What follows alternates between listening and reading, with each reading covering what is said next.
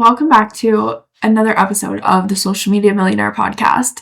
This is going to be a solo episode, and it is not my usual podcast. I don't have anything to teach you today, and I just want to have a conversation about something that has been on my mind recently. And I hope that this at least resonates, and even if it doesn't help, I hope that at the very least you are able to see that there are other people out there going through the same thing as you, and it doesn't have to derail your success or your business just because you are feeling a certain way. Let's just be really real. Being on camera is something that has never felt super natural to me, and it's actually something that I have struggled with quite literally my entire life. And coincidentally, it's also what I've become known for, showing up every day, consistently creating content. And I want to kind of share the story behind that consistency and what it's really taken to get here, because there's been a lot. And I think people see my content and they're like, wow, you come off as so confident and polished and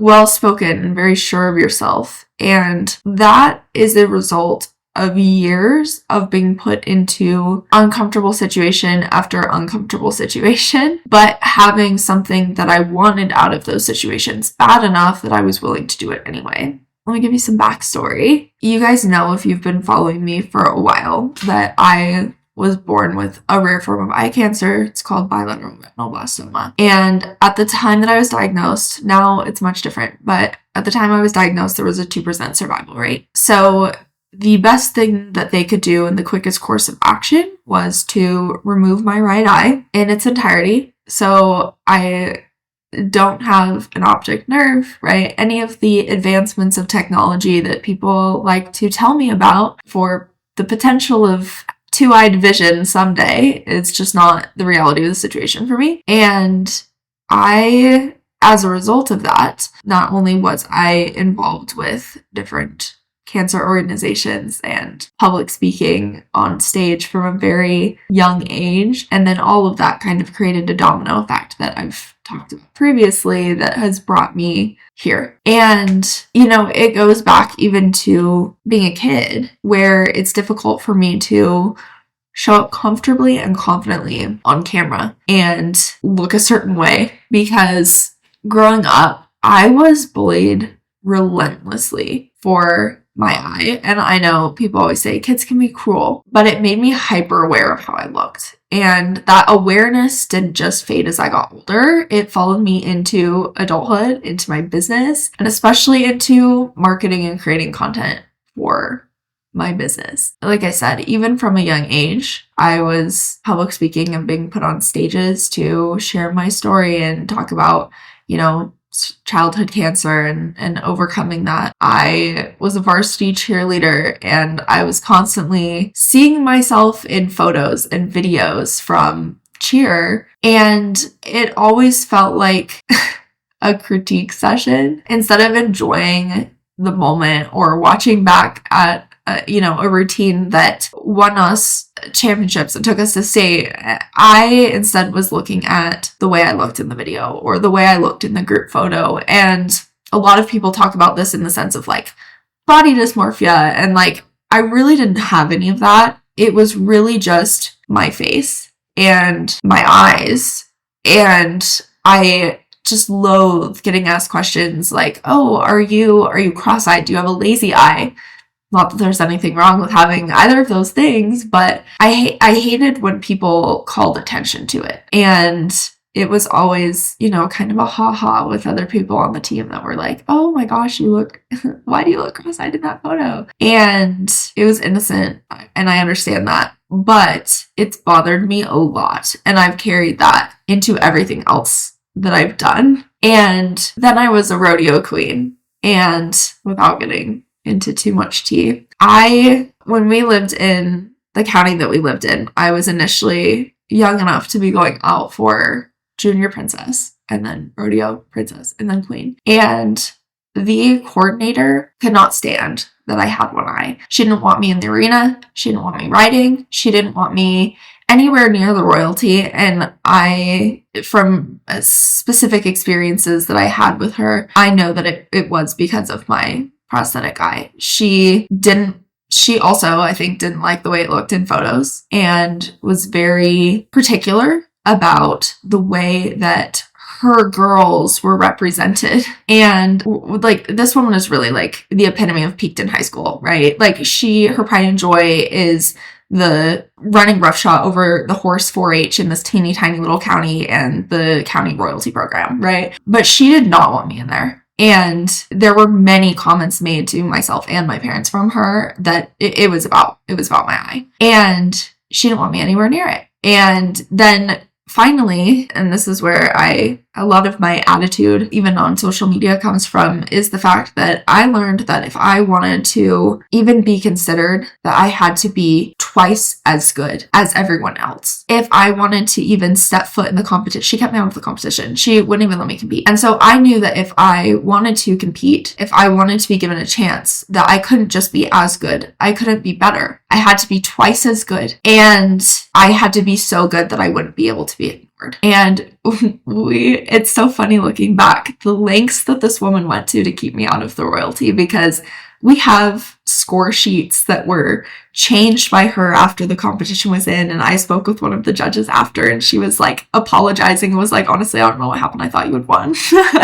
And so this woman went to great lengths to fix this competition, to keep me out of it. She did not want me in it. And so I think it was fourth or fifth. I think it was the fourth time. The fourth and final time that I competed, I was finally crowned rodeo queen. And it's because I had to be so much better than the competition, that it wasn't fixable, that it wasn't within the realm of possibility for her to push me out, that everyone would know what she was doing because I was so much better. And that's what had to happen. And then once I was crowned, I remember sitting there at the gate on my horse, waiting for them to announce the winning. And when they called my name, I didn't believe it. I just sat there in shock. And my mom was like, go, take your victory lap. And so I went tearing into the arena on my horse. And I despised looking back at those photos and videos of myself from coronation night. It was something that I had cared so deeply about and worked so hard for. And even with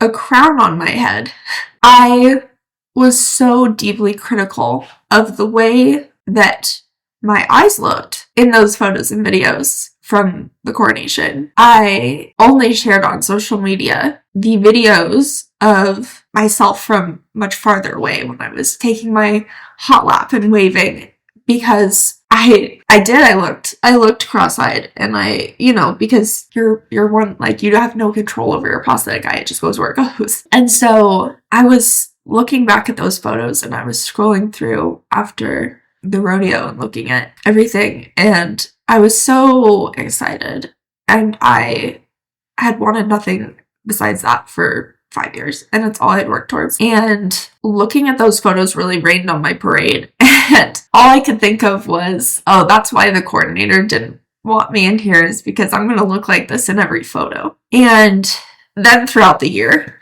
as rodeo queen, you go through tons of public appearances. You go to every parade in the county and surrounding areas. You go to pro rodeos, got to go to the National Western as Queen Kenda, and absolutely had the time of my life. But after every rodeo and every event, I would brace myself to see the photos, to see the videos, to see, the group shot of me standing with my court, or me standing with royalty from surrounding rodeos and areas.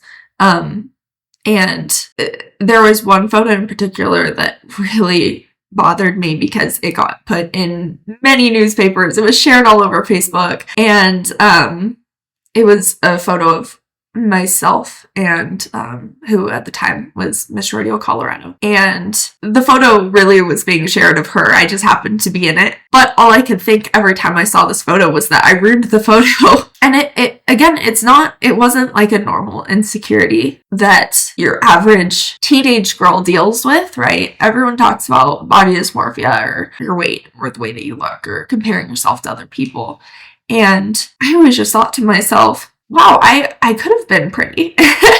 If it wasn't for that, I could have been. And you'd think that, being in the spotlight, being photographed for newspapers, being featured in ads, being interviewed on TV and in media and the radio and all of these different things that we did, you'd think it would make me confident. You'd think that it would be just the most extreme exposure therapy, but instead it made me even more critical.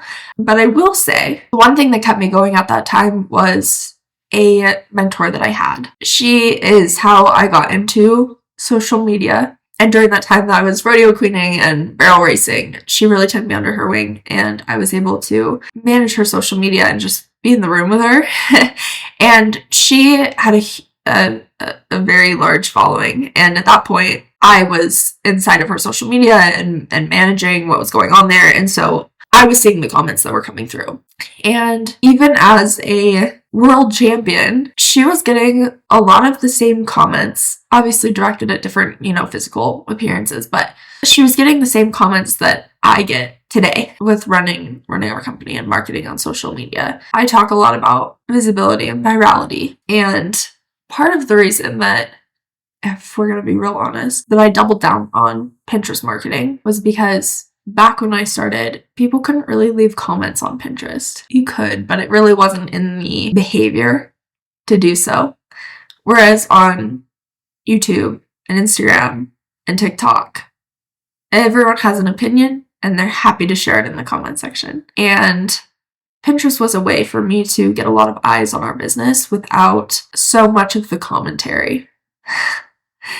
So fast forward to today, even, the reality of our business and doing organic marketing is that I'm on camera a lot, and I'm the face of the brand. And even now, as someone who's built a multiple 7-figure business with organic marketing, scaling to 8 figures, I have moments where I look at content and I want to delete it.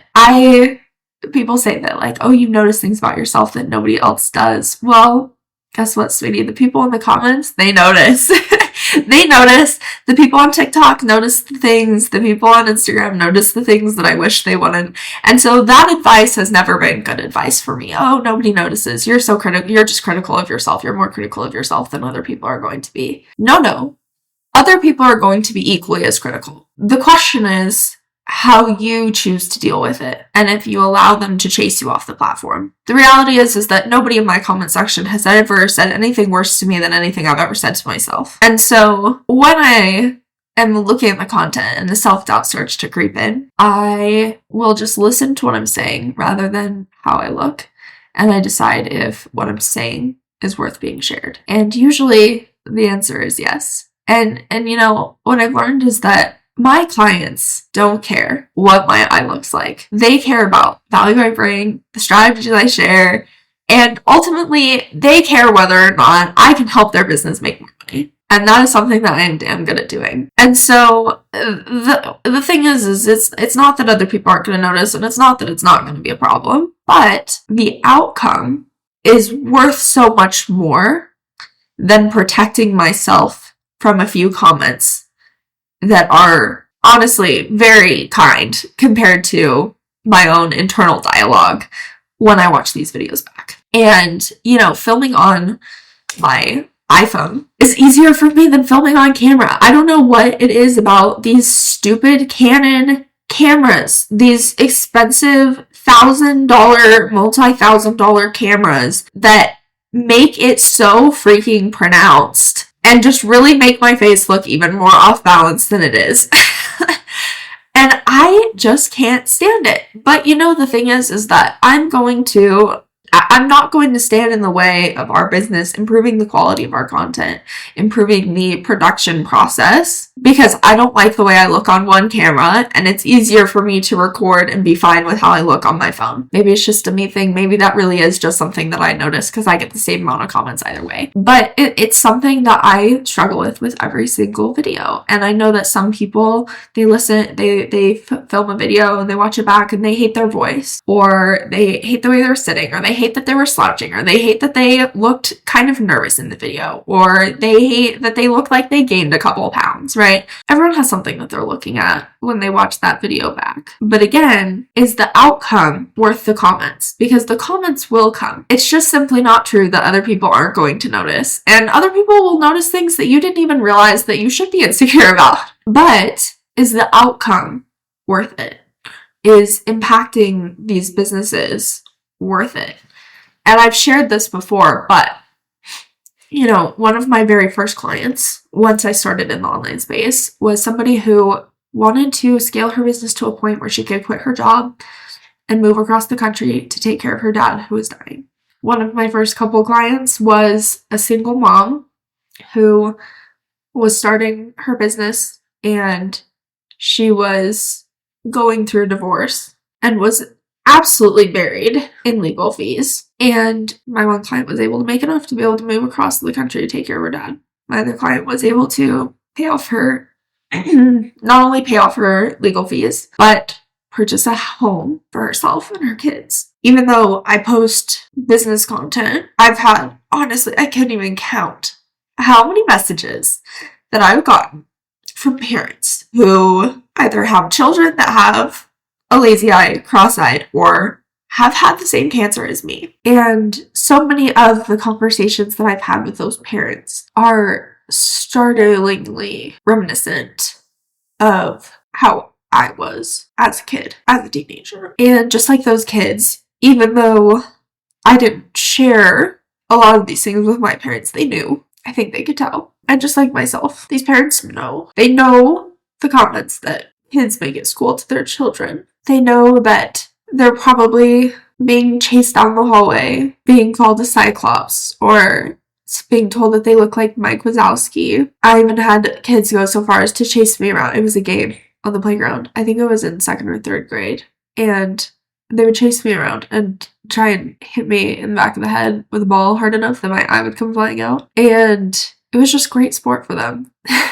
But these parents that I've been able to connect with, the conversation is always the same, in that they're like, wow, even though I just post content about business, they are excited to have somebody to show to their kids that is like showing up on social media, that is being exposed to literally tens of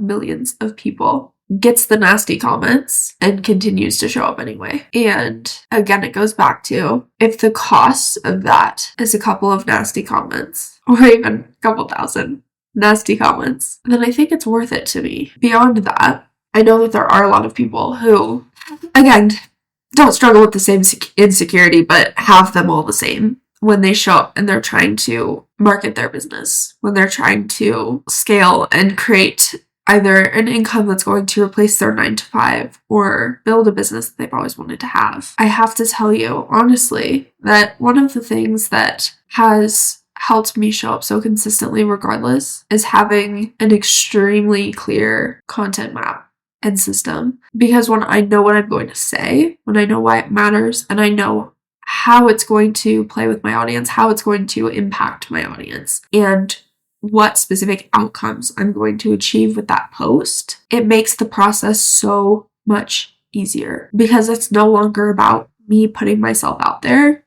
It's part of the bigger picture. And when I see how it fits, when I see, okay, this video is important because people need to understand this to be able to convert. And when they convert, they're going to learn XYZ and have this outcome for their life. Excellent. That makes it so much easier for me to clamp down on the emotions and just talk about the thing that I need to talk about. And it reduces overwhelm so much because I have everything pre-planned. I have everything organized. My ClickUp tells me what I'm posting and when. And so I'm not spending hours like I used to overthinking, scrambling for ideas. And the connection here that I'm trying to make is that it's hard enough to show up when you don't know what you're going to talk about. But when you're also adding any type of insecurity on top of that, it's tenfold, and it's nearly impossible to be consistent. And so with removing the, I don't know what I'm going to talk about, I don't know if this matters, I don't know if this is going to perform, and being able to remove that, the essentially the neuromarketing nerdiness that I do, it lets me focus on execution and removes a lot of the emotional aspects, because then the only thing that I'm dealing with is the way I look on camera and delivering what I want to say in the way that I want to say it. If I had to come up with ideas and I didn't know for a fact what those pieces of content were going to do for the business, I didn't know for a fact that they were going to drive X amount of leads or create X amount of sales or impact specific people in a specific way, I wouldn't be able to get myself to create that content and post that content, because it would just be too much mentally to deal with everything else on top of what's the point of making this when it's going to get 200 views, right?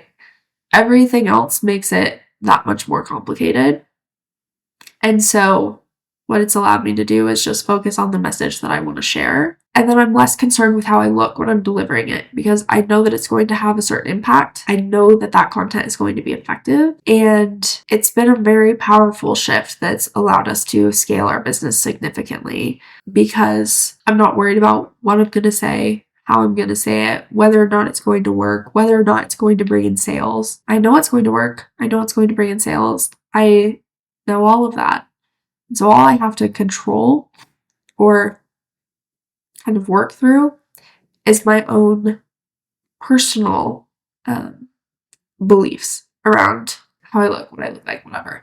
And with our production process, I no longer look at the videos before they go up. I film them, I stop recording, and it goes to the editor. So that has helped a lot with streamlining the process, where I'm not the one editing, I'm not the one posting, because even if I didn't edit it and I was still going to post it, I would still, it plays while you're adding text on the screen and all of that. So I would have still ended up watching it. And so me just saying what I need to say and then handing it off to the team has really changed everything for me, because then it doesn't give me time to give myself those personal critiques of what I looked like, what my eyes were doing in that specific video. Now, of course, I'd be remiss if I didn't give you a couple tactical...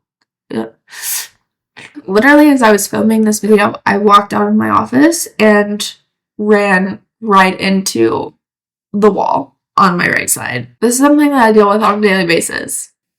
It's a part of my life whether I want it to be or not.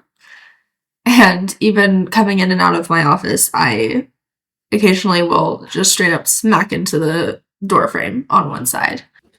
So, of course, you guys know that I can't leave without giving you some tactical kind of neuroscience-y things that I know. So, first and foremost, I think it's important to know that our brains are wired to notice flaws because it's part of our survival instinct. And you can rewire that by focusing on your wins instead of your doubts. So I would encourage you to start with small wins. So post one piece of content, even if it's uncomfortable. Every single time that you do that, your brain builds evidence that it's safe for you to show up, which is ultimately your primal brain is constantly scanning for threats because it's trying to keep you alive. And your brain doesn't understand that it's a self-imposed threat or insecurity. And so it's scanning for external threats. So just putting one piece of content out there, again, even if it's uncomfortable, is going to build that resilience and allow you to kind of rewire your brain. The other thing is habit stacking. So pair content creation with something positive. So listening to music, if you want to have music in the background of your videos, or sometimes I'll even put one of my AirPods in, and you literally can't see it with my hair, but it has my very specific classical piano playlist that calms me down. And also, our brains respond to rewards and response conditioning. So do something to reward yourself after. For me, when I film content, that's the only thing that I do that day. Even though it doesn't take me a lot of time to create the content, it's kind of a big mental thing. When I'm creating content, I have a content day, and that's what I do. It only takes me an hour to create my short form content. It obviously takes longer than that now that we do long form content as well, it takes however long it takes to record an episode or a YouTube video. And so tactically, if you know it's something that's very hard for you, block out a certain day to just do that. I'm not a big woo-woo girly, but I do believe in visualization and your brain's power, because essentially you visualizing yourself doing triggers the same area of your brain as if you were actually doing it. And so I like to just remind myself the things that have the positive things that have come out of my content, the people that I've been able to literally change their entire life. And by shifting the focus away from myself to my audience, reduces my anxiety greatly. And it's come to a point where I've kind of built up this resilience where it's almost like I will challenge myself to film and post something that I don't specifically like the way I look in, especially with my stories. I give myself one redo. So I can film it again if I need to, but only if it's because I didn't say what I wanted to say, not because I didn't like how I looked. And so I have basically a one refilm policy, and whatever is filmed is what is going out. It can be edited, that's fine, but I will only allow myself to refilm something once. Otherwise, it's being posted, period. And so I've set that kind of boundary for myself, and it's helped me to flex that muscle and become a little bit more resilient in that way. And the other thing that I've learned is that like being visible and like creating quality content that people really love, that impacts people's lives, that builds your business, it's not about being perfect, it's about being present. And consistency is what builds trust, and trust is what builds impact. And ultimately that impact is what matters most to me. And so I'm willing to get the nasty comments. I'm willing to look at a video of myself and cringe because I know what is on the other side. And I would just tell you that if you're holding yourself back because of how you feel or how you look on camera, the people who need your message aren't going to judge you. They're here to learn from you. And you could quite literally change their entire life. So, take it from somebody who's been on camera my whole life, from rodeo queen, varsity cheer, public speaking, and now it's literally my job creating content daily. As a CEO, the insecurity has always been there. I think it will always be there, but so will the choice to show up regardless. And that is the choice that has made all of the difference. So I want to encourage you to post that video. No matter how you look, whether your makeup is done, your hair is done or not, there's somebody who needs to hear what you have to say. So please post it. And if you're somebody who's like, that's all well and good, but I still don't know what to say, that's what I'm here for. There's a link in the show notes that will walk you through creating a year of highly converting content so that you can focus on showing up and doing things for your audience, and you'll know exactly what to say and what to say to get people. So, I'm sure this episode was enlightening, and I hope that it was helpful for you. And as always, be sure to subscribe to the podcast. Feel free to message me on Instagram. I'd love to know your thoughts. I'd love to hear if you have any questions or concerns. And as always, I will see you in the next one. Thanks for being here. Bye.